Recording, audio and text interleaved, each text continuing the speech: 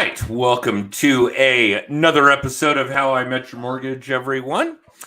As usual, I'm your host, Adam Smith, with Just the Tips Coaching, and with me pretty much also as usual is our marketing director, one of our other coaches, and all-around superhuman, Jen Wakewood. Good morning, Jen. It is morning where we are. I know you hate that I say that shit because nobody ever listens to this while we're recording it because it doesn't make it up to the podcast platforms for a couple of days anyway. Yeah, it's okay. All right. Okay, though. So we've got a pretty unique guest for you guys today. One of the weirdest people I know on the planet. Now, this is somebody that we have spent an incredible amount of time with, somebody that we consider near and dear to our hearts, a former coaching client, a Mile High Mastermind speaker, a team leader with different real estate companies around the Denver metro area, as well as a whole host of other things, keeping him from being able to sleep, eat, or bathe properly with the limited amount of time left. Welcome to the show, Rob Tait. Hey, Rob. Who needs sleep? Sleep? Well, you could use a bath, though, man. You smell like a goat. I mean, I used goat cheese in my spaghetti bolognese this weekend. That might be the problem. Yeah. So how you been, Rob? Haven't seen or talked to you in a minute. I mean, it's been crazy, but good. The real estate market, as we all know, is shifted yet again, and it will continue to do so. My other core businesses are just taking off like crazy. My wife and I are attempting to get pregnant, and yeah, that's a lot. That is a lot. I like how we stopped on that last one and got really contemplative about, wow, pregnant. Did you know there's an acronym for it? I didn't know that. No. Yeah. You've got to share. TT, attempting to P. It's like TTP. So like people who are TTPing don't like to say the whole phrase, and so they turn it into an acronym, which I don't know why we just don't, say sex. Trying to pregnate. TTP. Okay. Hey. Okay. Trying to get pregnant. Of the day. I think it's TTC. Trying to conceive. Sounds so clinical. Okay. Yeah. Okay. Well, that will certainly be I don't want to say it'll be a big undertaking because who doesn't like that part? But being a parent is certainly one of the most difficult jobs on the planet. That'll be a new treat versus anything you've been working on thus far, I promise. That's what I've been told. Oh, yeah. It is a unique challenge. No question about it. But funny really, part I have like 7 kids right now. They're called real estate agents, but it's true. What you are doing is running an adult daycare. Yes. And I know your agents, so I will confirm that that's the case. In fact, I even took Matt out to a hockey game within the last couple of weeks. We had a really good time. Oh, nice. But yeah, let's circle back to this goofball real estate stuff because I'm really curious about the fact. I mean, obviously, you're part of our audience. You've been part of our audience. You've consumed our content. Hell, you've even paid for our content.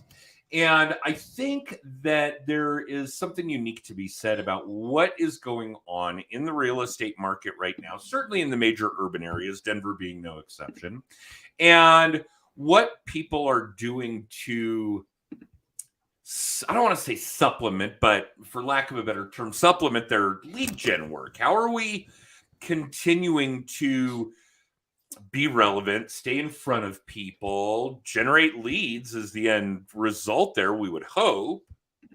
And what are you doing? What are you seeing your team doing? What are you instructing your team to do to stay on that track while there is a significantly lowered amount of business going on? Yeah, so a few things that I've seen. First, I've seen lead purchasing and online lead generation, like the Zillow buys, Realtor buys. I've seen those all tank, and I've actually seen them tank state, like countrywide, right? Like I was at a large event with, some really, really big hitters. I mean, compared to them, I'm like really small.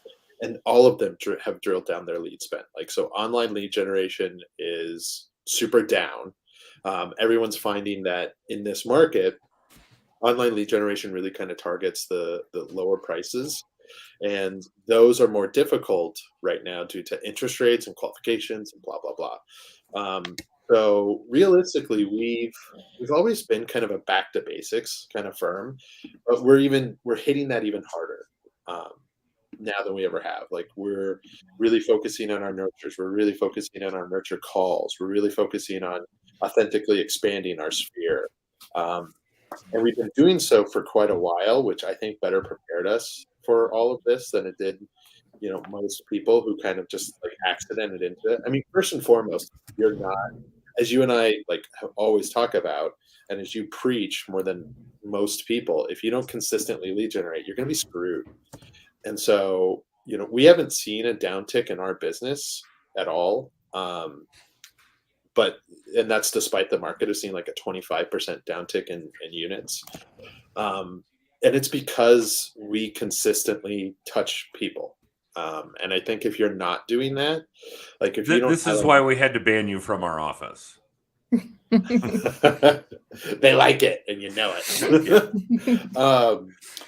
Like, if you're not talking to at least 10 people a day, oh yeah, you're gonna be SOL. Like, I picked up 3 pieces of business last month from terrible agents who don't know what they're doing. And we just came off of 2 years of, it wasn't hard to make money and you had to have no skill to make money, to this is now a skills-based market. It's a lead gen based market. It will be, I think till 2030 at least. And that's going to be the world. So either saddle up or get out of the game. Yeah, and it's funny, Jen, you'll have to forgive me. I know we did our video blog in recent weeks. I'm not sure it's been published yet, about education, staying sharp, being. I think it was really, last week's. Was it last It was week? recently. Yeah. We recently recorded it. I don't know if it's been distributed yet. But yeah, it is certainly an important piece of the puzzle. And obviously the contact management, this is the first thing we work on in our coaching program, is your contact database, your contact management. Frankly, even now, that formula of you being able to generate a lead per month from every 100 people in your contact database, if you're exercising those activities properly, still holds true. So yeah, 10 a day. Well, I guess if you're actually having 10 conversations a day, along those same lines of touching people, and I'll try to keep that appropriate as well so I don't get banned from other people's offices, I would say, gosh, I don't know, we're probably doing somewhere in the neighborhood of 300 or 400 a week. That certainly results in at least 10 conversations a day. And I think it's important to understand that one of those skills, one of those education pieces that's really, really unique now, unfortunately, versus what I've been seeing in a lot of real estate and mortgage work in, really over the last year now, is that, and we've started to talk about this a lot, and we've started to write about this a lot, that there are 2 different types of sales. One of them, which we've all been victims of since birth, because we've all been somebody's target audience since birth, is kind of the manipulation, sales by manipulation. Let's put it that way. And don't get me wrong, that still goes on, and there's still a place for that. And, if I told you how tasty some McDonald's French fries would be, you can actually smell them right now. That's sales by manipulation. What I see the really great mortgage originators and real estate agents, and this is true even of some insurance people and financial planners, doing right now is really focusing on sales by problem solving.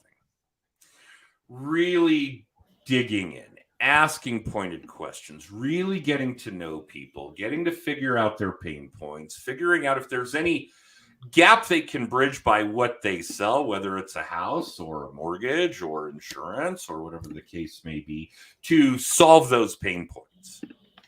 And the chasm between the sales by manipulation and the sales by solving problems has become so large that it's blowing my mind. What literally is going on with these industries, and I've kind of fallen into a recent trap of this just by default, and I'll call one of our good friends and colleagues, Sarah Daniels, to the carpet. She's been an account executive with wholesale mortgage banks pretty much my entire career, and she's so good at what she does that I don't really care who she works for.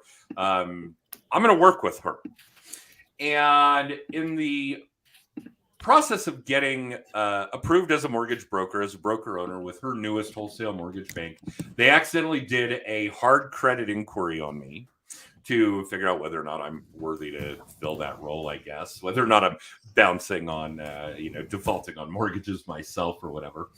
And I must have received easily 100 phone calls from the bureaus selling my information as what we in the industry call a trigger lead, one of those leads that people are buying. Now, trigger leads are probably at the very bottom of the barrel when it comes to the expense, because all you know is that I had an inquiry on my credit for a mortgage. That's all you know. Mm-hmm.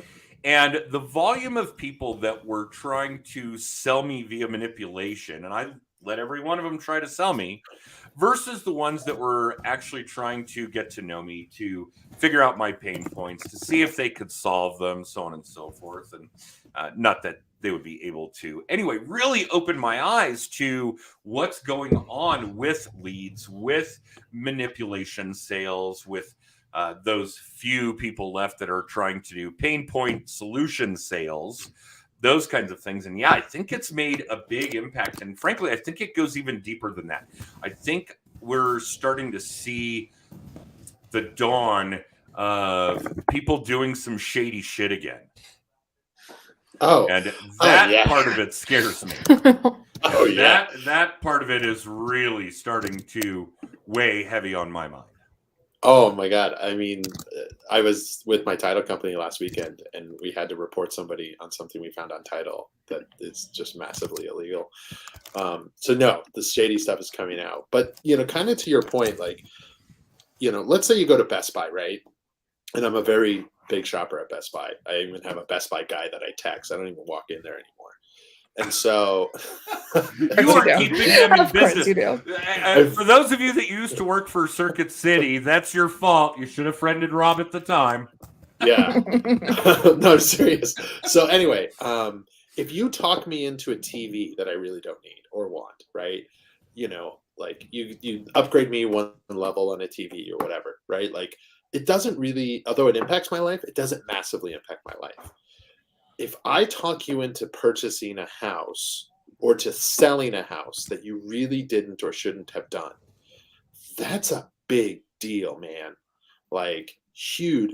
Adam, you remember that when we had that mastermind in person and there was that guy, his name was Mike, and we won't say anything more, but Mike was at the end of the table and he said, one of the ways I generate leads is I advertise about talking to people about renting their house, and then I go into their house and I convince them to sell it.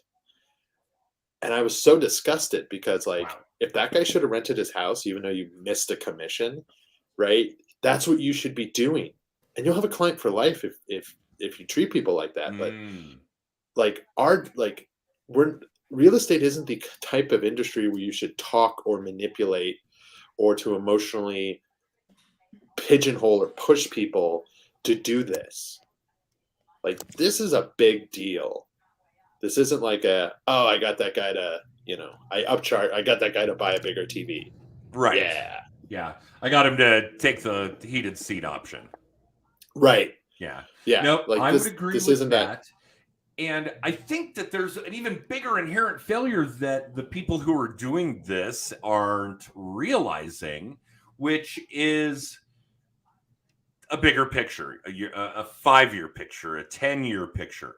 If we're actually behaving in a manner that is going to be informative, be educative, really help people gain success, right? This is old Zig Ziglar shit. Help as many people as you can get what they want. You'll get what you want. But if I am so hyper-focused on the transaction rather than the client, then I'm probably going to lose the client. Now, more importantly, yes, you may get that one transaction out of it, but people buy multiple houses over the course of their homeownership career, and they take multiple mortgages over that same period.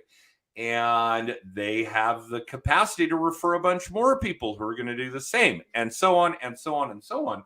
And if we really look at somebody's long-term career, decades-long career, that one person could easily be a key to 100 transactions over the next however many decades. And you decided to burn them for one. That's just stupid.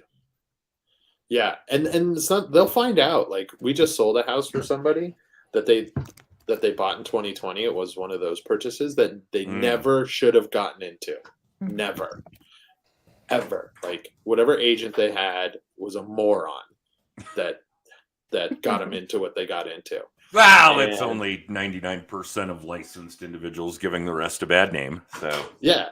But because they just treated it like a deal, like a transaction, like a commission, right? 2 years later, or 3 years, I guess we're in 23.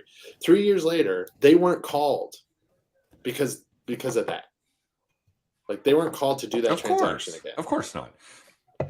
God, I do remember one in that era that was really, really ugly. Guy put his house on the market, wanted to move into a new one, sold it lickety split for more than he was asking, and couldn't find another. Could not find a house. Literally had no place to go live. And the agent just tucked his tail and went into hiding and quit responding. And he got his commission on the sale. And it was ugly. It was definitely ugly. That poor client. Yeah, I mean, they did eventually get a home. It wasn't what they really wanted, but neither here nor there. It was a real problem, not having that kind of foresight, not having that kind of forethought for you, your clients, your business, on and on. Major deficit. I hope we continue to see an exodus of people that are behaving in that manner. And before I forget, yes, good morning, Scott from the Washington coast. We miss you here in Denver. Rob, did you ever interact with Scott Davis? He was a real estate agent here for a while before moving to the great state of Washington. No. Hi, Scott. No. Where are you? I don't see you in the box. And Scott's a car guy, Rob, and I know you and I have a lot of work to do there. Yeah. Scott and I have been friends for years, and we do chat a lot about car guy type stuff. So it's one of those things. And Scott, I promise, Rob, who doesn't know shit about cars, is going to know all about cars this year. We're going to educate him. I promise. That's another story for another episode, but we're going to get into that. We're going to get well into the weeds on that. That's going to be a good year for it. It'll be fun. Real quick, though, I want to tell your listeners a few things because I don't think most people understand or know this. One, when I said a skills-based market, you're going to actually have to understand a lot more about a transaction than you ever have before. And two, Adam, we're going to see people get out of this business because there's just not going to be enough deals. Right now, we're down 25%. A number of listings year over year, and it's not like 2021 the first quarter was all that, or 2022 was all that amazing. No, right? And it was still a fraction of what we need. Yeah. And the reason is sellers aren't putting their house on market because who wants to dump a 2% mortgage, right? And so until that washes out of them, until the 2% mortgages wash out of the industry, we're going to see an inventory constraint for that. And if the average homeowner owns their house 7 to 9 years, and it started in 2020, and we're going to see those average years go up, I think we're going to be in a struggled inventory market until at least 2030. Like, hang on to your seats, kiddos. This is what it's like. Well, struggled meaning what it looks like right now. Yeah. Okay. Yeah, they're just... and I would consider struggled an understatement.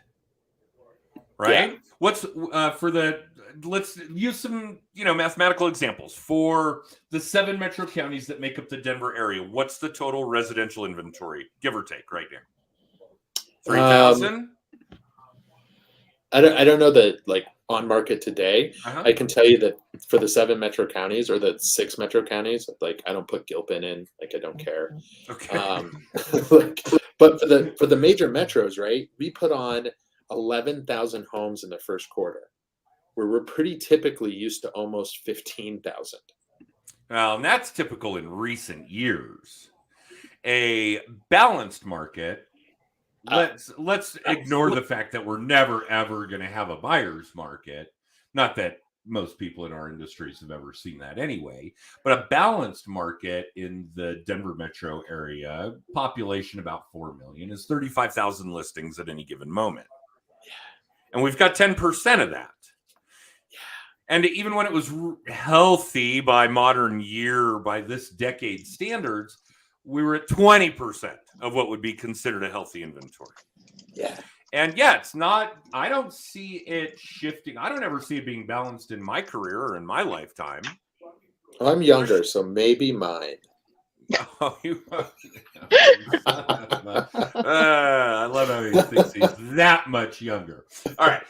And there is some truth to that, maybe, but we've got all kinds of issues that have culminated in this problem. Historically, for centuries, one of the biggest things that's made Americans Americans is we all have our own space. We don't do multi-generational living, really. They do pretty much everywhere else, Europe, Asia, Latin America, so on and so forth. The baby boomers, and I'm not calling out boomer behavior, and I'm sure I've made this rant on the podcast before, but the boomers, an enormous population, are living longer and staying in their homes longer. We don't have that inventory coming in. And then Jen, she's the problem. No, I'm not going to call out any millennial behavior. Wait, isn't Rob too? Oh, Rob is a millennial. Yeah, I'm an elder millennial. He is an elder millennial. Thank you. But you guys are now the only population bigger than the boomers, and you're all of home owning age, and you've are buying homes. I've got no idea what poor Gen Z is going to do, and that one I'll circle back to, but the builders don't build at the pace they used to, literally like 10% of their peak. So we don't have homes hitting the inventory. The population keeps growing.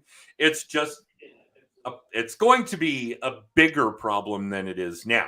When we the builders, real quick, new stat, because I'm on the development services aspect too. New stat on builders, they're selling land. They're selling the land they own. They're selling land instead of building houses on it. Yeah. Wow. Like, this problem's getting worse, not better. They're selling land. Okay.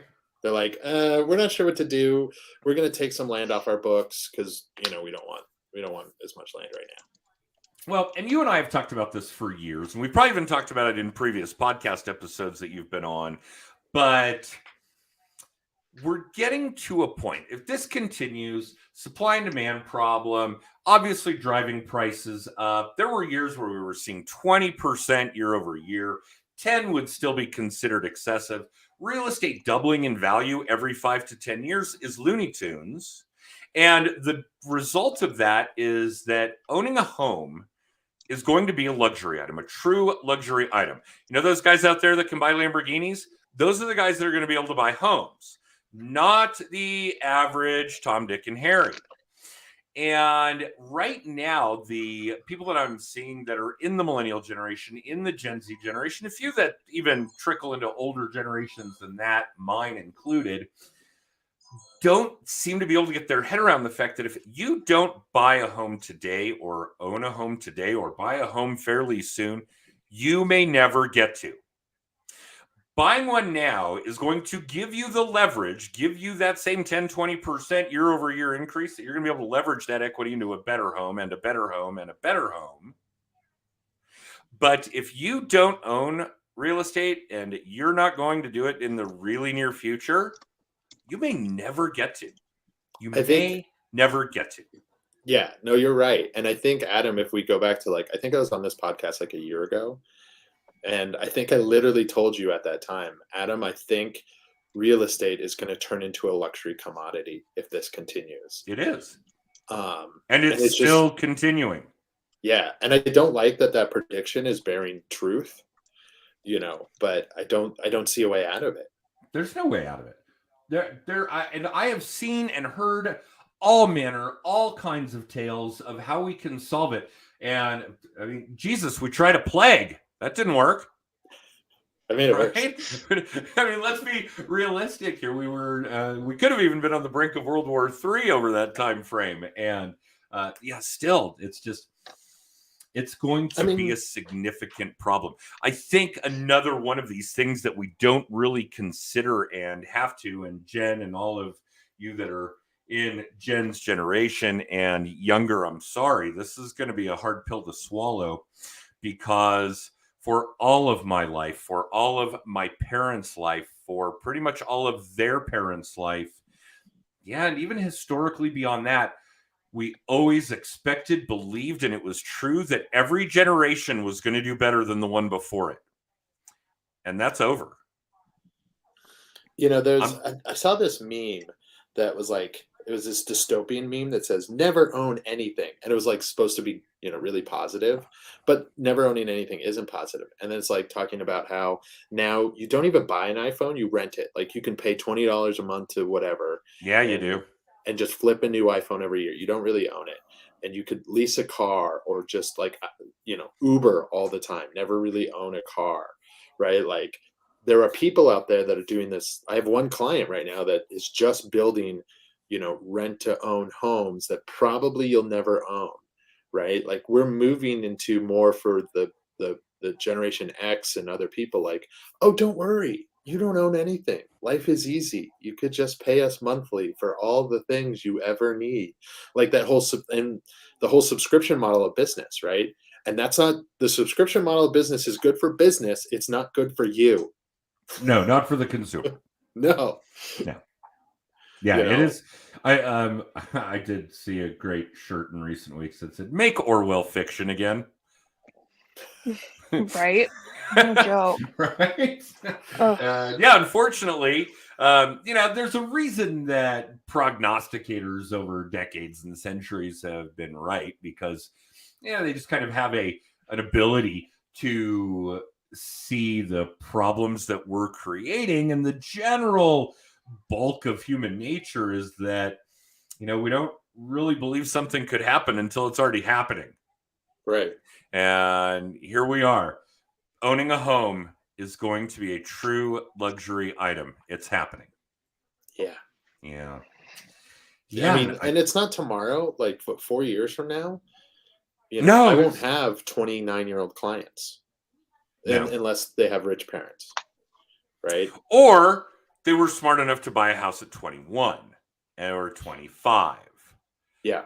Then yes, and I can't express this enough. And obviously, it was a very big deal to me that the very first house I bought, my primary residence, enabled me to springboard into additional levels of financial independence, financial freedom, financial success that I guess were just commonplace. They were expected. And if you're not looking even harder at real estate and other investments to boot as investments, as securing financial happiness, success, freedom, then yeah, I mean, I am just so terrified for what this is going to look like for my kids and their kids. And yeah, it's crazy. The real estate market is crazy. I'm glad we got to talk about something crazy with you today, Rob. I know. Well, I mean, it's like, you know, I'm such an economic geek, and I watch this like a hawk, right? You know, and I have access to things that people don't, like, you know, what builders are doing right now, that sort of jazz. But the biggest thing people can do, other than hiring intelligent people like you to help them facilitate the transaction, is, you know, get in the game, because eventually the game won't be for you. Right. And it's just, you know, there's always a reason not to, right? There's tons of reasons not to, but the longer you wait to get into this game, eventually you won't be able to do it.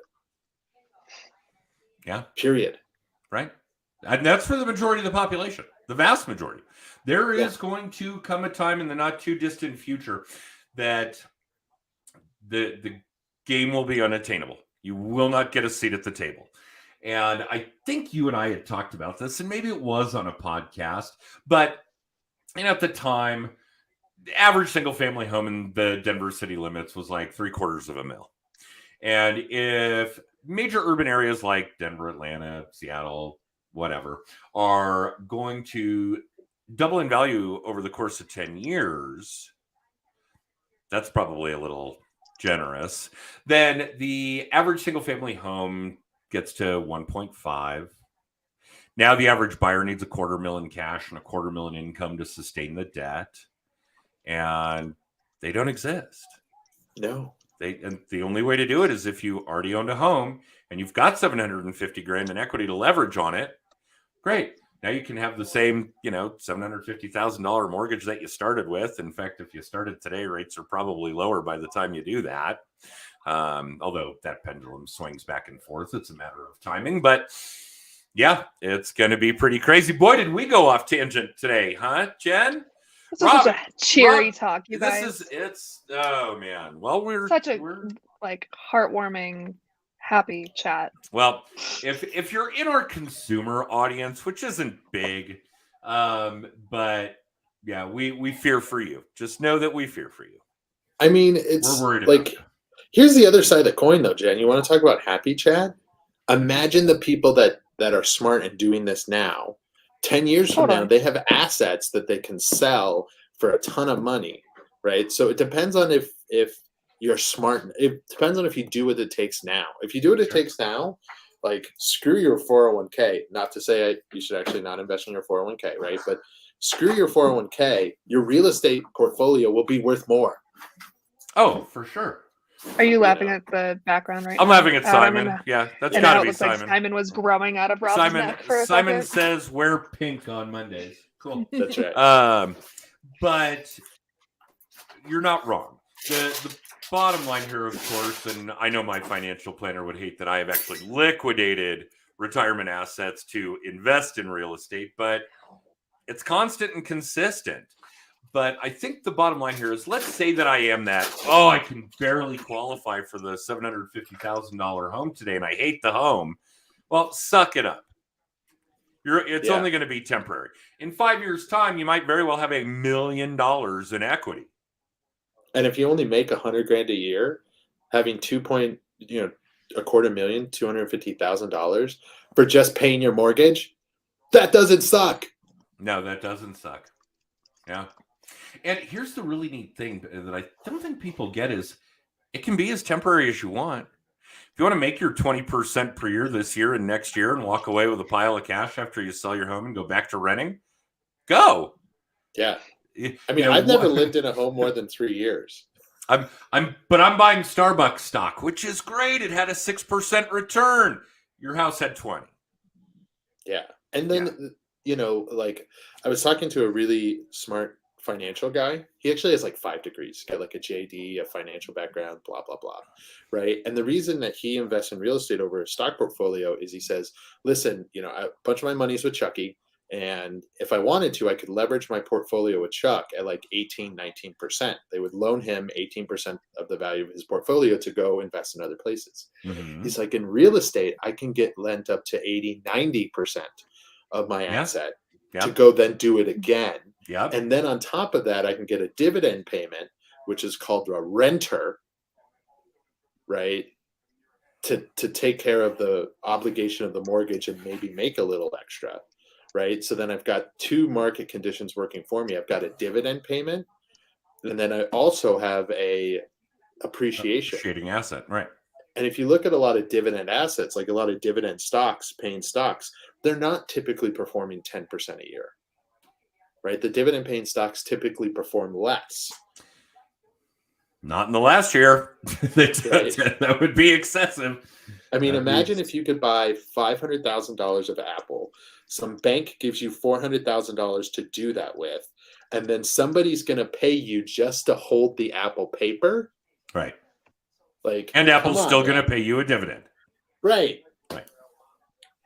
I'm in. Yes. The investment windfall that goes on in real estate is like no other investment. No. Yeah, that's true. All right, Jen, I see. Yes, we ran way the hell over, and you knew we would. And good morning, Erica. I see she chimed in as well. Hope you had a great weekend. But yeah, Jen, what's going on these days at Just the Tips? How we doing? All the things. I did fulfill my obligation to get on my book this week. I just want you to know after last week's podcast. I stuck to my calendar. Thank you, Mr. Abel. Yeah. So Social Media Day Denver tickets are on sale, early bird pricing through the end of April. It's a great one-day event. We'll have between 6 and 8 speakers. We're going to talk about AI, which is like the buzzword right now. I'm really excited for that. I realized this weekend how much I use Chat GPT, and it's insane. I use it almost every single day now. So if you're not using it, if you don't know how to use it, we're going to talk about that. I'm not going to call anybody out, but I had cocktails with a friend late last week who used it to write his wedding vows. Oh my God, that's amazing. Just saying. And they were over the moon. His wife was beside him. Yeah. That's amazing. All right, I had somebody who, it was her anniversary, and she used ChatGPT to write a poem to her husband. And it was like tear-jerkingly amazing. Like, yeah. So we'll talk about that. Cool. We're going to talk about Google My Business. We're going to talk about streaming, all the things. All the things. Early bird Social tickets. Media Day. Yeah, and socialmediadaydenver.com, text tips to 63566. There's lots of ways to get access to those tickets. Price will go up on May 1st, and the event is Friday, June 23rd at Metro State University, the same location we've had it the last couple of years. If you are interested in sponsoring, I think we're full for speakers now. So if you're interested in sponsoring, definitely reach out to me, smdaydenver@gmail.com. And then Mile High Mastermind tickets are also on sale. That is September 29th and 30th, which sounds like it's a long ways away, but it's not. It's not. So yeah, it'll be here before we know it, I have a feeling. So if you're interested in speaking or sponsoring that one, definitely reach out to me as well. And you can get all things Just the Tips by texting tips to 63566. Thanks. We have a big year still. It's April. We've burned more than a quarter of it with a lot of stuff to get done still in less than 9 months. Whew. Well, Rob, thank you again for doing our podcast again. I'm sure we'll catch up with you soon. We have a lot of car talk. We got to bring Rob up to speed in the moto world. Vroom, vroom, baby. Speed. So that'll be a lot of fun. Rob's going to have a need for speed. Yes. Yeah. No. I started pointing out really cool cars to my wife when we were driving, and she's like, "This is so terrible." Yeah, mine too. And she knew she was marrying a car guy. We are going to turn into a car guy. So that's going to be a whole new level of, I'll be able to hear your wife roll her eyes from I mean, here. I need another expensive hobby for sure. Someone once told me the best way to become a millionaire in auto sports is to start as a billionaire. That's like wine. That's all of them, right? Like, all of them. All right. Yeah. So thank you, Rob. I know carving out this kind of time on a Monday morning is no easy piece, and that you probably have 3 million other things that you need to get to as well. Jen, let's get Rob back on the books for another episode sometime in the middle of 24, I'm guessing. July of 2024. That would be in the middle. And for the rest of you, thank you for tuning in. If you're catching us live, you can. If you want to catch us live, you can do that at 10:30 a.m. Mountain Time. We do our video cast live on Facebook, LinkedIn, and YouTube. And the podcast itself can be found a couple of days later on Apple, Spotify, and Amazon. Thanks for tuning into another episode of How I Met Your Mortgage. And we'll see you guys next week. Goodbye. Thanks, Adam.